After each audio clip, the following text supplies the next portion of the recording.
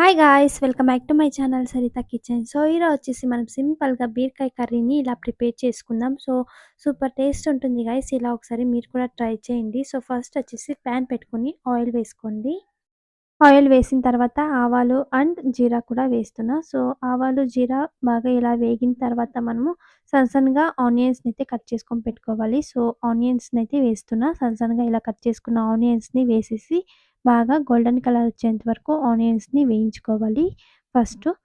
So, ఇలా బాగా ఆనియన్స్‌ని కొద్దిసేపు గోల్డెన్ కలర్ వచ్చేంత వరకు ఇలా బాగా వేయించుకున్న తర్వాత మనము అల్లం, వెల్లుల్లి పేస్ట్ కాకుండా మనము చేతిలోనే జజ్జుకొని కచ్చా పిచ్చిగా ఇలా అయితే అల్లం, వెల్లుల్లిని ఇలా జజ్జుకొనేసి మనము వేసుకోవాలి.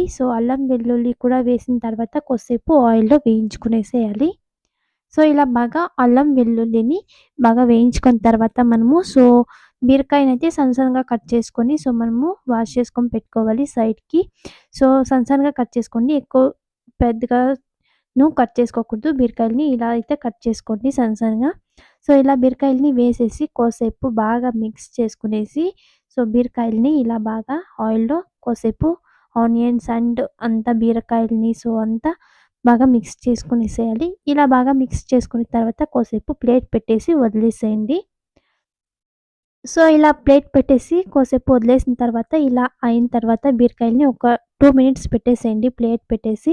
ఇలా బాగా బీరకాయలని వేయించుకున్న తర్వాత కోసేపు మనము టమాటోస్‌ని కూడా సన్నగా కట్ చేసుకొని వేసుకోవాలి. చూసారు కదా!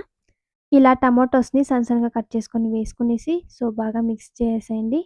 టమాటోస్‌ని కోసేపు సాఫ్ట్‌గా అయ్యేంత వరకు వదిలేసేయండి. ఇలా బాగా అంతా మిక్స్ చేసి కోసేపు వదిలేస్తే టమాటోస్ ఇలా సాఫ్ట్‌గా అయిపోతాయి. ఇలా బాగా టమాటోస్ సాఫ్ట్‌గా అయిన తర్వాత మనము సో, కొంచెం పసుపు అండ్ కొంచెం 1 టేబుల్ స్పూన్ కారం, 2 టేబుల్ స్పూన్ ధనియా పౌడర్ అండ్ కొంచెం సాల్ట్.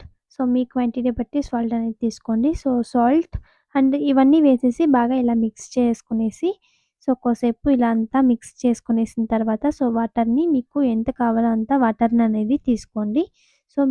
మీకు మీ క్వాంటిటీ బట్టి మీకు వాటర్ ఎంత కావాలనేది తీసుకోండి. ఇలా వాటర్‌ని వేసేసి బాగా ఒకసారి మిక్స్ చేసేసేయండి.